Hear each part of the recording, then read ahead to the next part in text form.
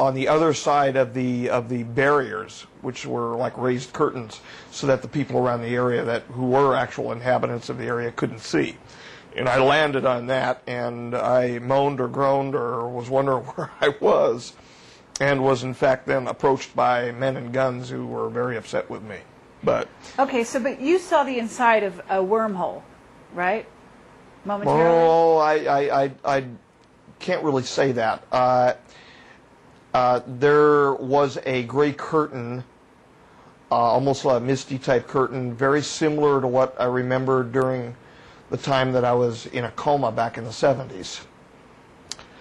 And I saw certain things on the other side, but it was a flash, and that was about it, and nothing really remarkable to talk about.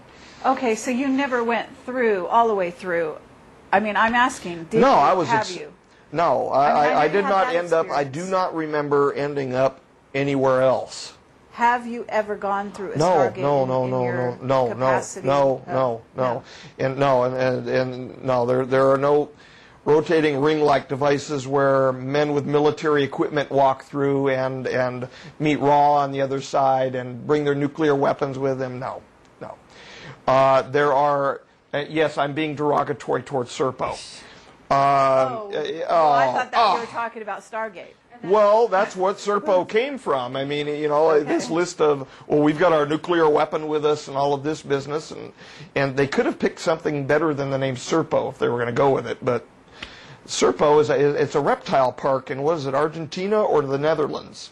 It's the name of a reptile park. Uh-huh. And I think it was picked more by the former ops who were actually putting the disinfo together. And what they did is they just simply took a name and they turned it backwards. It was Opress. Okay, it's but there was no Stargate in Serpo, in the Serpo story, as told to people. Okay. Okay, but... There's no Stargate in the Serpo. That's what I said. Yeah, sorry. So what I'm asking is, we have Stargates, okay, that have been decommissioned. Yeah. Okay.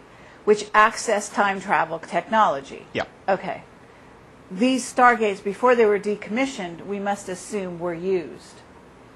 They were used for passing information and passing inhabitants this direction.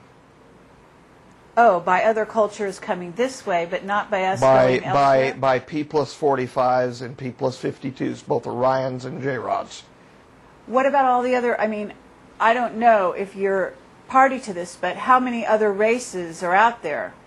I am aware of one interdimensional species that won't speak with us directly and was communicating via the Orions, the P+52 Orions. That's it. Okay, so and I've been 20 years. It's confusing to me because I've got so many people with such great certitude. And I've been 20 years around these people, and either they were the greatest hiders in the world, even while drunk, and some of them drunk and recreationally drunk. And that's the way I should put that. Mm-hmm. Comes with large amounts of money. Sometimes they pay for products to make them feel good or whatever. I have never, it's been a joke. I hate to put it this way, but a lot of the UFO community, like to them, the stories have been a joke, and a lot of them have been proffered by the folkloristics unit in Majestic. They actually promulgated a lot of these stories, and now they hand me the bag to come out here and go, boo, sorry, the boogeyman ain't real, I guess. Okay. The only thing that I'm aware of are the P+45s and the P+52s. The intergrades between them over the 7,000 years between them cannot be contacted per treaty. The P+52 J-Rods and Orions I'm aware of, and the P+45 J-Rods. At the time the P+45s were around, they were unaware that the P+52 Orions, which would then be P+45 Orions, even existed. They didn't even know that they still survived at the time. And they only found out as a consequence of coming here in the treaty negotiations. Okay, but what about you're telling me the Stargates were only used one way by Used two by the ways, but one Orions. way by transport for delegates in. Okay, And from that other was only planets. under extreme circumstances involving international uproar, where there were problems with the treaties. Aside from that, products were exchanged back and forth, and information was exchanged. But it was deemed too dangerous to be handing people back and forth regularly. These things collapse, from what I understand, spontaneously. And if it collapses and you are not out one side or in the other, you're nowhere. Okay, so you're telling me that these people had such a conscience, they were not sacrificing Americans or other, or military people to test the Stargates? No. The treaties were basically inflicted on us by the Orions. As they were enforced upon us by the Orions, that we needed to do what we needed to do, when they figured out that we weren't able to handle the issue ourselves, they looked at their own history and said, look at the cavemen and women. Okay? After we acted the way that we acted involving the cube and all of that business, they inflicted the treaty system on us. And they said, you will behave this way. We don't have the ability to just take a Stargate and to step through onto the other side without violating a treaty. They don't want us out there. We are dangerous to ourselves. Okay. So why would we not be dangerous to another culture? They are sure as hell not going to let us off this planet. Can I ask you? Just ask about Montauk and about Henry's experience. Well, yes, but I still, believe it or not, I still have not read about what Montauk is. And sitting here right now, I have zero clue what it even is. Okay, that's cool. What about the Philadelphia experiment? You're familiar with that? I'm familiar with the reports of the USS Eldridge. Okay. I'm familiar with the unified field theory testing that went on. In fact, the unified field theory testing did go on, but it made something which was, from what I understand, radar invisible, but not involving everything that I've heard all of these other movies about, people going back to 1941 and prior to Pearl Harbor and all of this business, and walk through the time tunnel and all of this.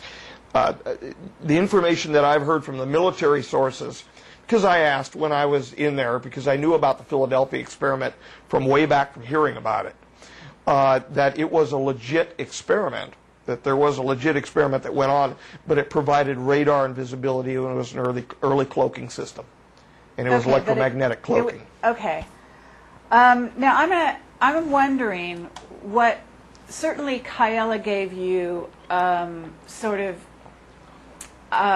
like hidden cards in your hand that allowed you to get information from Majestic, or to trade information with Majestic, such that you would learn what was going on in terms of the Stargates and various things. And if I tell you, that means I'm telling that camera right there. Yes.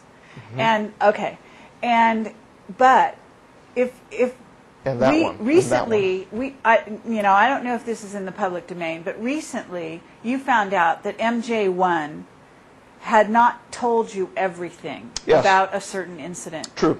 Okay, which was a incoming meteor. It was Apophis, and the big thing is the affidavit that I wrote and the dust-up that happened between he and myself was based on the fact that he said, and I told him not to lie to me again, and the reason why I told him not to lie to me again, it involved the time period where I was told to keep my mouth totally shut because of timelines. Then I found out that it was a bunch of garbage, basically just to manipulate me to keep my mouth shut. And after that happened, then more votes were taken, and then I was told to talk. I was given the orders to talk. Yo-yo, okay?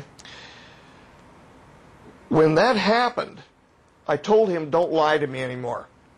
Tell me it's none of your damn business if you have to. I can accept that better than being lied to. It's more honorable. Sure. He said fine. Then I found out that because he had carried the attitude that the Magi were not closely watching anything which was like NEOs or the near-Earth orbiting asteroids or anything like that. They weren't concerned about it at all. Well, then subsequently during a conversation, I found out that in fact they were. This caused